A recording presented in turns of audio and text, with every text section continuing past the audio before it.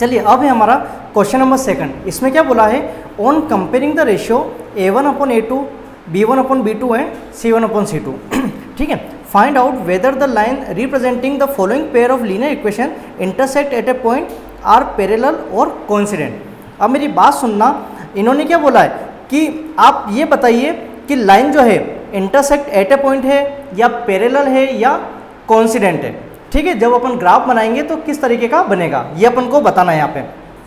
अब देखो इसमें फर्स्ट पार्ट, इसमें क्या दिया हुआ है 5x - 4y + 8, फिर 7x + 6y - 9। इसका बेसिक कंसेप्ट अपन एक टेबल देखी थी, है ना, देख चुके हैं, बट फिर भी आप यहाँ पे देख लो।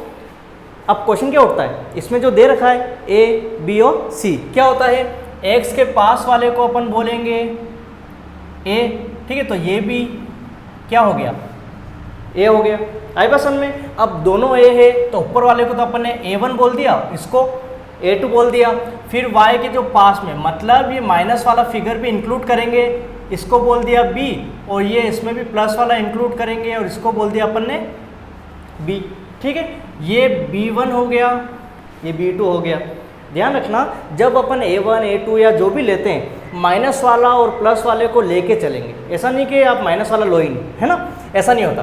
फिर ये 8 है, इसको अपन ने बोल दिया C, ये है -9, इसको अपन ने बोल दिया C, तो ये C1 हो गया और ये C2 हो गया। यहाँ तक क्लियर है आपके। अब आप समझना ध्यान से। अब इसमें क्या होता है, ये तो अपन ने फाइंड आउट कर लिया कि A1 B1 C1 और A2 B2 और C2 क्या है। अब कैसे करोगे, सबसे पहले आप ये देखो A1/A2। ठीक है, क्या देखना है A1/A2। A1 देखो कितना है 5 है और डिवाइडेड बाय A2 कितना है 7 है। यहाँ तक क्लियर है आपके। अब सुनना आगे देखो B1/B2, B1 कितना -4 और B2 कितना 6। आई बात समझ में। एक बार अपन सब लिख देते हैं। फिर C1/C2 देखो, C1 कितना 8 और C2 कितना -9। यहाँ तक क्लियर है। पहले अपन ने क्या किया, ये सब अपन ने लिख दिए जो क्वेश्चन में बोला गया है। अब ये सोचो क्या कोई कैंसिल हो रहा है क्या, ये कैंसिल नहीं हो सकता, लेकिन ये कैंसिल हो सकता है। 2 2 जा 4, 2 3 जा 6। यहाँ तक क्लियर है आपके। ठीक है, अब C1/C2 में कुछ कैंसिल हो रहा है क्या, नहीं हो रहा है। तो अब कंसेप्ट क्या बना कि A1/A2 आप चाहो तो वापस लिख दो या फिर यहीं कर दो। इसको अपन क्या लिख सकते हैं -2/3। समझ गए। ठीक है, इसको अपन ने क्या लिखा -2/3। अब एक चीज़ सुनना, इन दोनों को पहले कंपेयर करो, इन दोनों को कंपेयर करो। अगर इक्वल हो जाए तो आगे आप देखना, और इक्वल नहीं हो तो आगे आप मत देखना। ठीक है, इन दोनों को मैंने देखा, ये 5/7 है और ये -2/3 है। क्या दोनों इक्वल हैं? नहीं है, तो अपन क्या बोलेंगे A1/A2 not equal to B1/B2। आई बात समझ में। ठीक है, जब ये दोनों इक्वल नहीं हैं तो आगे हमें नहीं देखना, और ये कंडीशन होती है तो अपन क्या बोलते हैं इंटरसेक्ट एट ए पॉइंट। ठीक है, एक पॉइंट ऐसा रहेगा जहाँ पे क्या करेगी लाइन इंटरसेक्ट करती हुई जाएगी, ये ऐसा ग्राफ बनेगा। आगे बात समझ में। आगे देखो, अब ये सेकंड पार्ट में क्या है, सेम वही चीज़ A1/A2 कितना है 9/18। इसको कैंसिल करो, होता है क्या 9 1 जा 9, 9 2 जा 18, तो ये कितना आया हमारे पास 1/2। आई बात समझ में। मैं इसकी बात करूँ B1/B2 कितना है 3/6, 3 1 जा 3, 3 2 जा 6, कितना आ गया 1/2।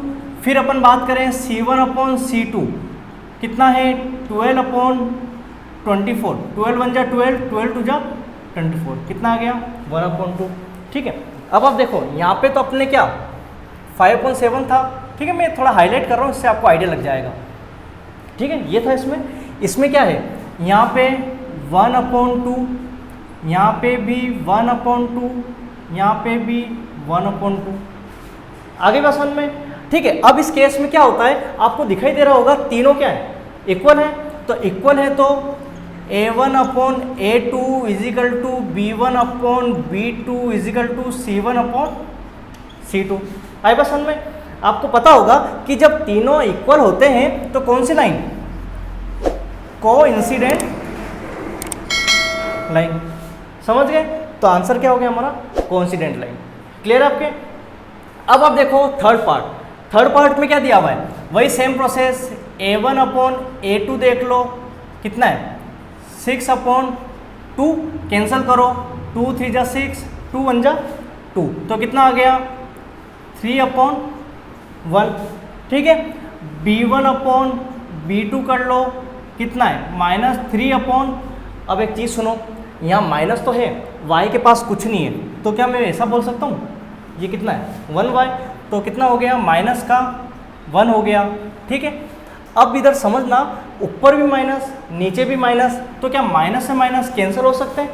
ठीक है, ये हो गया 3 अपॉन 1, है ना। फिर उसके बाद में अपन आते हैं C1 अपॉन C2, तो कितना है 10 अपॉन 9, कैंसिल हो ही नहीं सकता। तो अब यहाँ पे क्या है, ये आ गया 3 अपॉन 1, ये आ गया 3 अपॉन 1 और ये आया 10 अपॉन 9। आपको दिख रहा होगा सिर्फ C1 अपॉन C2 ही इक्वल नहीं है, बाकी ये सब इक्वल है। तो हमारा आंसर क्या बना, A1 अपॉन A2 इक्वल में B1 अपॉन B2 और नॉट इक्वल में C1 अपॉन C2। आगे बस समझ में? तो जब ऐसा केस हो जाए तो अपन क्या बोलते हैं, पैरेलल लाइन। आई बस समझ में? तो बस इतना सा कंसेप्ट था हमारा कि कौन सी इंटरसेक्ट लाइन होगी, कौन सी कोइंसिडेंट और कौन सी पैरेलल। आगे समझ में?